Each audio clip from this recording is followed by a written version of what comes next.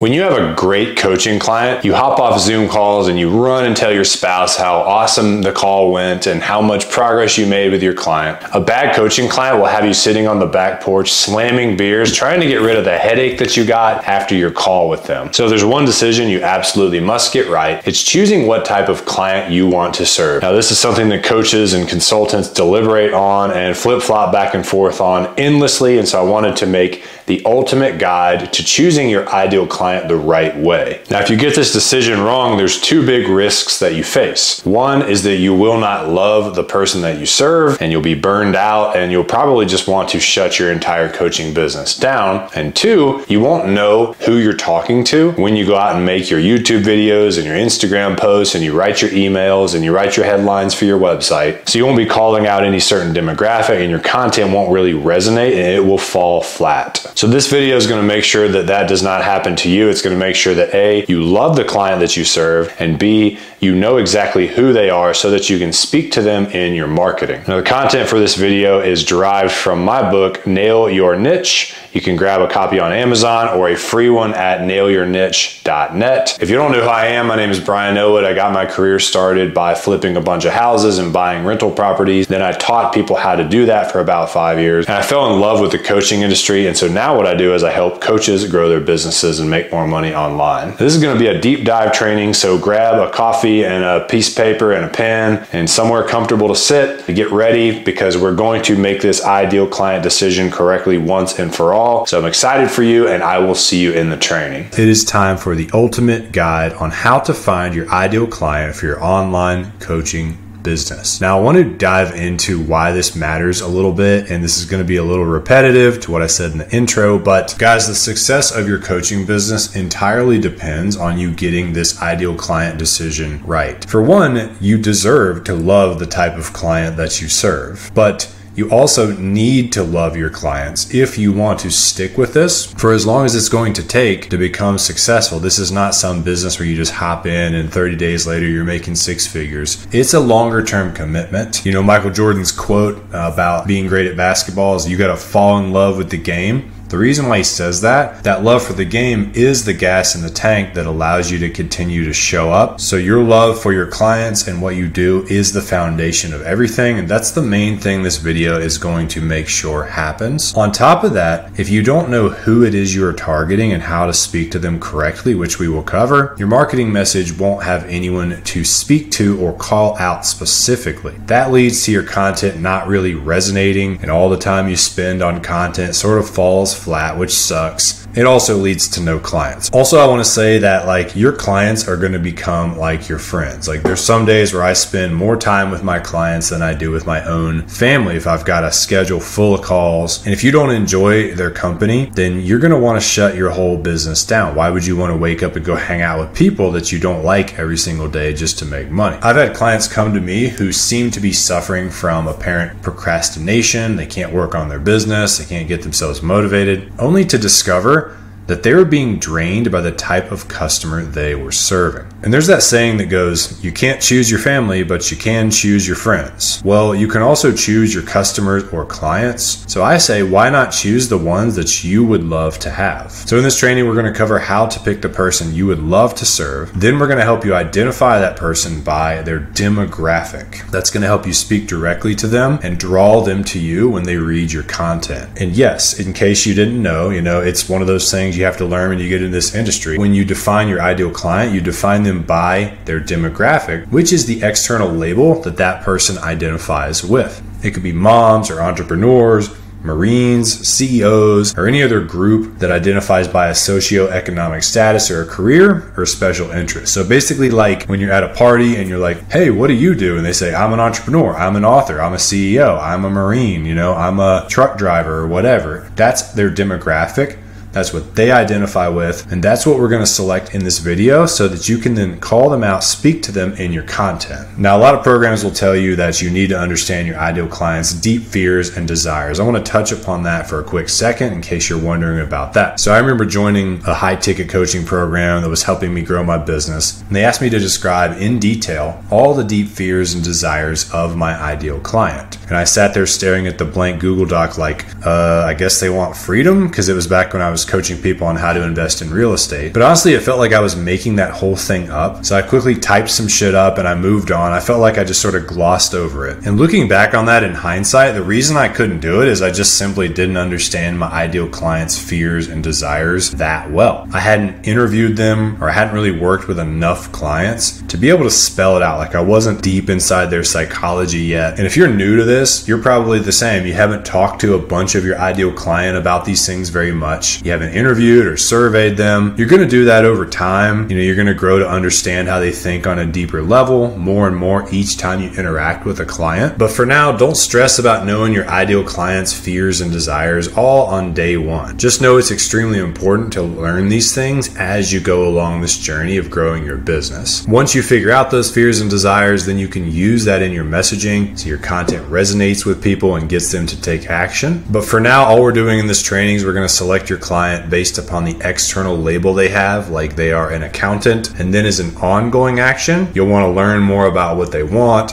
or fear, etc. It's good practice to interview a customer, a prospect, or a member of your audience 1 or 2 times a month and ask them things like, what's your biggest desire, biggest fear, what product do you wish existed? That's going to help you understand them more all the time, and that's how you're really going to go from good to great in this game, but it's not really important to worry about right now. Cool? All right, let's talk about my big screw up. So when I started coaching people on how to buy rental properties, I had a popular podcast that was bringing me new clients each month, and it was a mix of 9-to-5ers and real estate investors, probably about 50-50. So people who just had a job, the other half were people who were like full-time investors. A lot of them were house flippers and they were trying to get into buying rentals. And looking back now, I can see why I got a mix of those two. It's because I never clearly defined myself as serving one versus the other. Like, I didn't say in my messaging, I help house flippers build a rental portfolio, or I help people who are stuck in a 9-to-5 quit their job via real estate. I just sort of said I help people invest in real estate and sort of got a mix of everyone as my clients. And I happily took them on as clients, right? Because I mean, who doesn't want new clients, right? But over time, I noticed I was actually getting better results for my real estate investor clients. They were already in the real estate game. They were usually house flippers, so they were actually closer to buying rental property. They also had more time for coaching and taking action because they didn't have a typical job. They had more money because of their investing, and they were already in the world of entrepreneurship. They took more action either because they were used to doing it already, or they were that type of person from the get-go. Either way, in hindsight,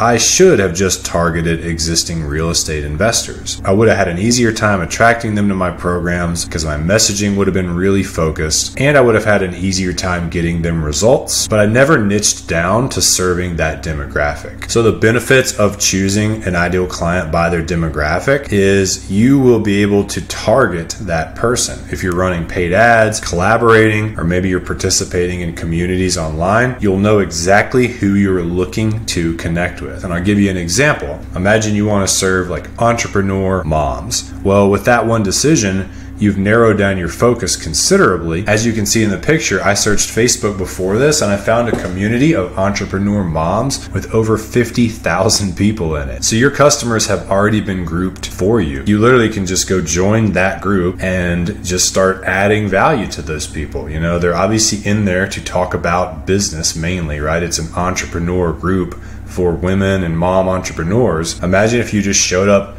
every day, added those people as friends, posted in the group, posted on your personal profile, served them, helped people. Imagine how that could work out for you in terms of growing your audience and getting clients. And it all starts with that decision about which demographic do you want to serve. Once you know, you can create content like a social media post or a video. You know, you can start with, hey, if you're a mom who is also an entrepreneur, and if someone fits that description, their ears are going to perk up. They're not going to be able to resist hearing what you have to say because they identify themselves with those exact external labels too, right? If someone calls you out exactly like, are you a dad who wants to write a book? And if that's you, you're going to be like, whoa, like I have to see what this has to say because he's literally talking directly to me. Here's another big benefit of choosing a demographic is that it's going to help you stand out from the crowd. Let's say right now you're thinking you want to teach investment advice for every person. Well, that's way too generic and competitive. There's like probably 100,000 people teaching investment advice online. Imagine you slow down and you say, okay, what's really unique about me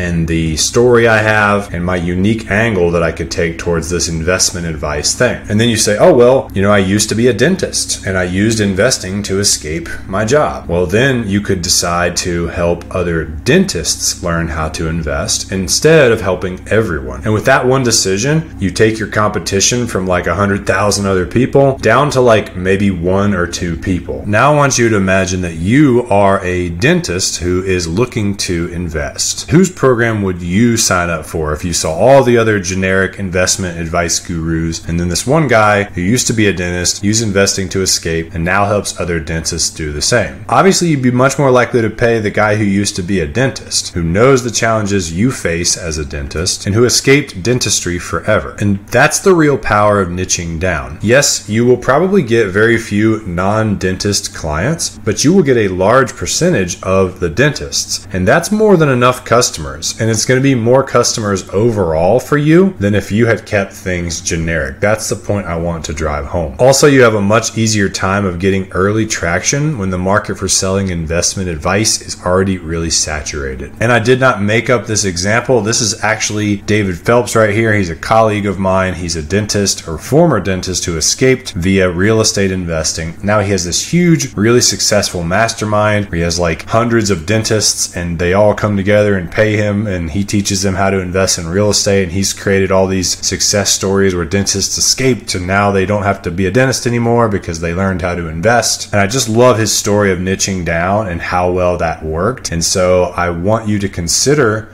doing something like this for you. And there is good news. And the good news is you can broaden your ideal client focus later on. Like if you look at Tony Robbins, that dude helps all sorts of people, but he also has an audience of millions. So if you want to become the top investment guru, one way is to serve a niche demographic that is not already being served. And then once you have that base customer audience, then you can broaden your focus. Now let's talk for a second about choosing people who are coachable, because this is pretty common. Many people often describe their ideal client to me. They say, oh, it's someone who's coachable, they're open-minded, they're into personal growth. And those are amazing traits, obviously required to actually work with somebody, as they need to have these traits. But there's a few issues with describing your ideal client in this way. For one, those traits are a given for your ideal client. You would not take on clients who are closed-minded, negative, and didn't listen to your advice. 2, you cannot target someone using this criteria. You couldn't run a paid advertisement for coachable people or find a group of them on Facebook.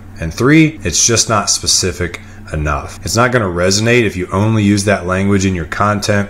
Everyone considers themselves coachable, whether they are or not. And again, you're not going to let people into your program who are not coachable anyways, but you weed them out on the enrollment calls, not up front as we're selecting your ideal client. So there are 2 main methods for finding your ideal client, which we are going to go over now. Method number 1 is what I call the beer test. So if you're going to meet someone for a beer, who would you love to meet? That's me and one of my best friends, Ben. He's also in the online coaching space somewhat. We just geek out on all this stuff. We talk about personal growth and online business and productivity when we meet for beers. It's probably one of the main reasons that we're such good friends. We go travel to attend seminars together like once or twice every single year. He's a good depiction of what my ideal client would be. But what is it for you? Who would you have the most passionate and engaged conversation with when you met them for a beer? And then what is their external label? Okay, if it's for me like entrepreneurs and online coaches, then who would that person be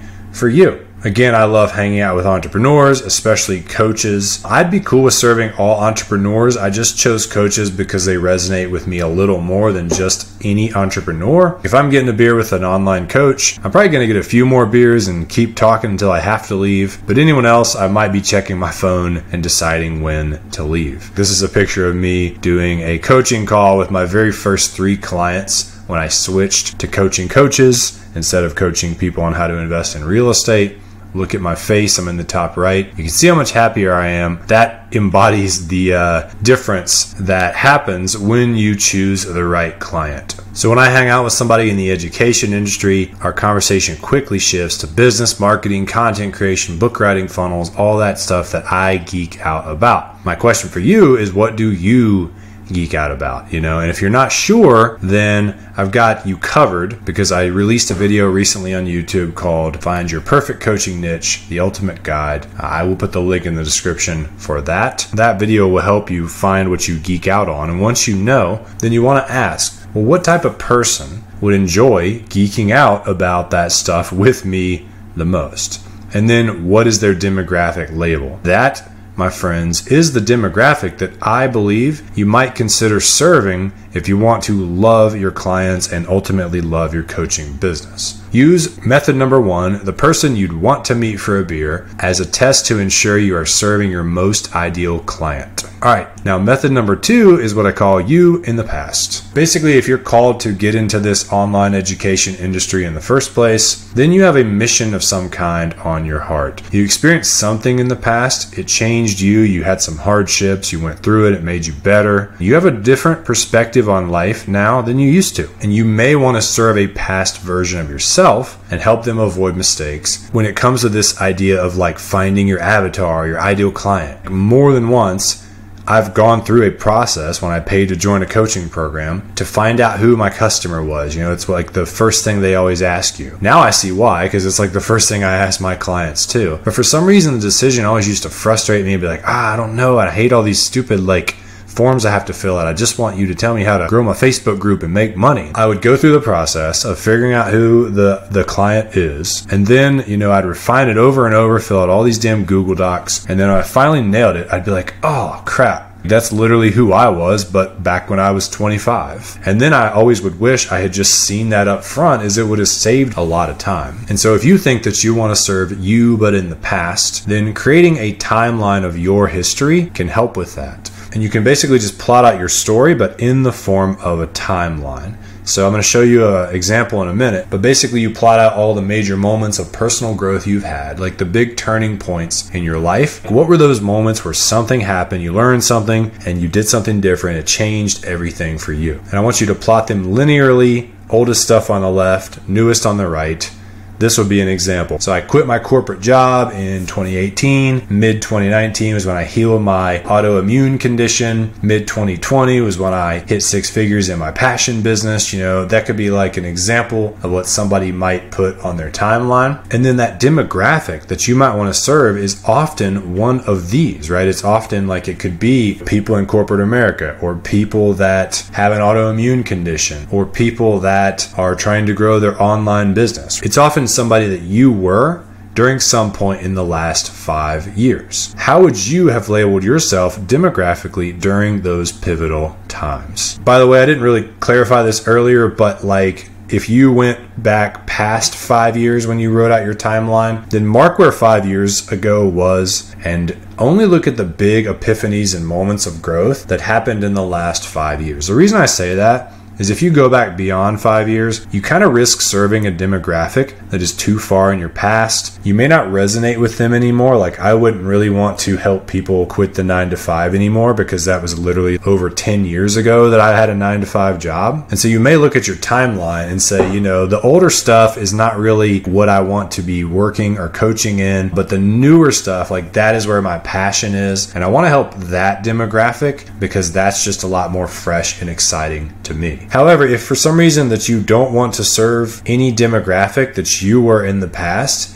that is also okay too. This is just another method of finding your ideal client. You might used to have been a 9-to-5er, but you don't feel called to help that person now. If it doesn't pass the person you want to meet for a beer test, then I recommend you go with the person you want to meet for a beer, not the demographic that you used to be. All right, those were the 2 main methods for finding your ideal client. Now let's talk about some more nuances to this decision. First of all, your ideal client needs to have the means and the desire to pay for your solution. I've seen people who want to choose high schoolers entering college as their ideal client. Here's the deal, guys. High schoolers have no money. They're not looking for educational programs to help them make college decisions. They lack both the means and the desire to pay for your solution. Now, their parents, on the other hand, do have money, and they also want their children to thrive. So they have both the means and the desire for your solution. So your ideal client, if you were going after this, would be their parents,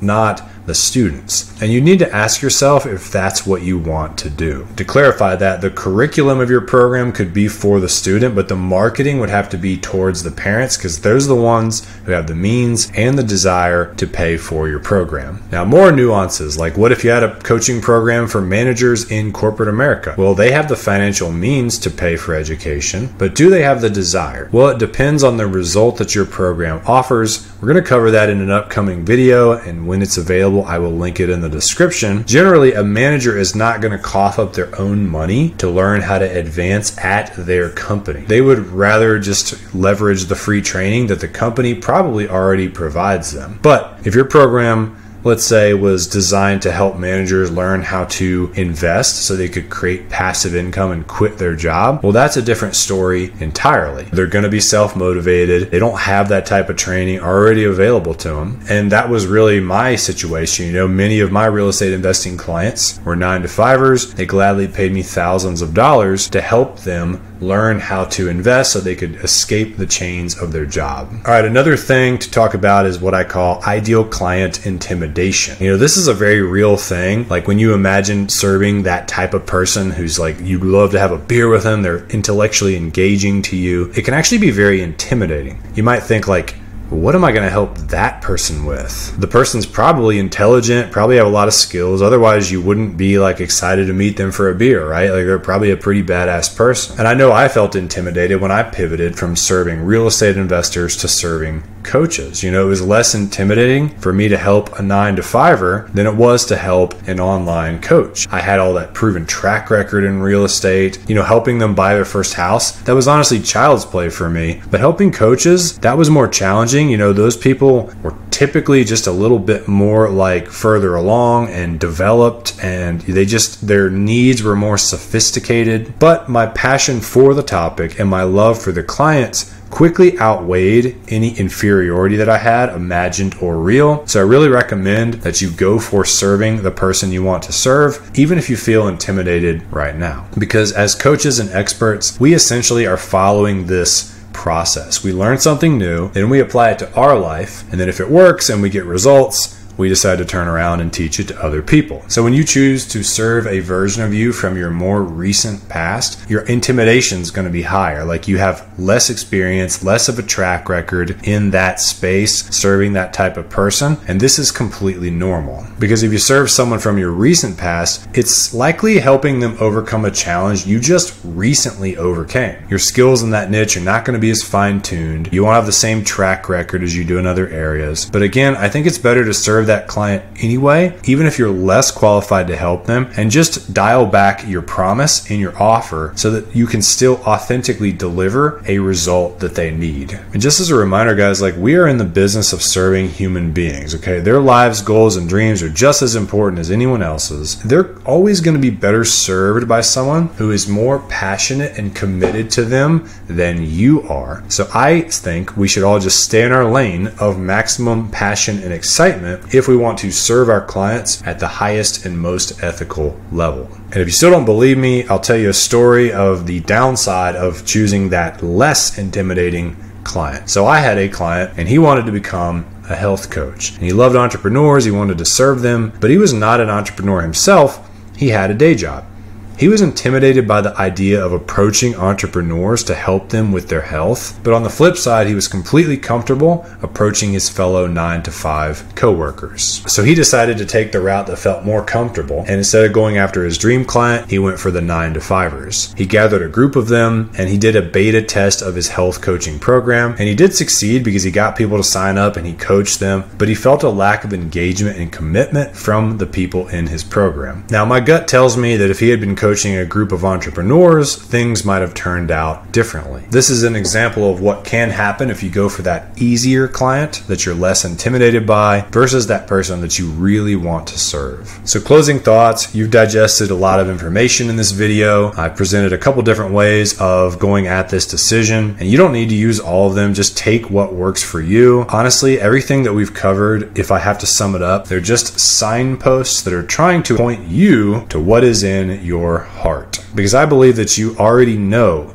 who you would love to serve. And so take what you've learned from this and go meditate on it. This is worth 20 minutes of your time, right, to get this decision right. So go like put your noise cancellation headphones on, go outside, go in your basement, go somewhere where no one's going to bother you, and just meditate on the idea of finding your ideal client for 20 minutes. Close your eyes and envision clicking on that start meeting button for your Zoom call. And then all of a sudden, bloop, bloop, bloop, you see the faces of your clients pop up for a group coaching call. Now, what are they like? How is their energy? What type of things do they say? What about them gives you the most energy and excitement? And then most importantly, what demographic label would they identify with? If you can answer that question correctly, then you're essentially guaranteeing that you're going to love your client. You're going to be super motivated and pumped up to wake up and grow your coaching business. You're going to get a new client. They pay the invoice. You're like, hell yeah, I can't wait to start working. That is the alignment that you want with your business. That's the gas in the tank that's going to allow you to take this business pretty much as far as you want to take it. And my biggest regret from building my education business was listening to what other people had to say instead of following my own heart and intuition. So you have the answers inside of you. Trust yourself. If you want a deeper dive on this whole concept of choosing your ideal client, choosing your niche, choosing the outcome of your coaching program, how to grow your audience, and how to grow to 6 figures, you can grab a copy of my book, Nail Your Niche. You can get it on Amazon, or you can get it for free at nailyourniche.net. And in the next video, we're going to talk about what is called a QER, quantifiable end result. And this is the outcome or the result that your coaching program delivers. Many coaches struggle to define what this is. They talk in vague language like, I offer leadership skills or spiritual transformation. And those aren't the easiest things to get clients to take out their wallet and pay for. In fact, Dan Henry, who has sold like 30 million in coaching, said, if you don't have a QER, you're never going to be able to scale to 6 or 7 figures as a coach. So I really recommend that you bolt this on. So if you want to create your QER now, check out this video, and thank you guys for watching.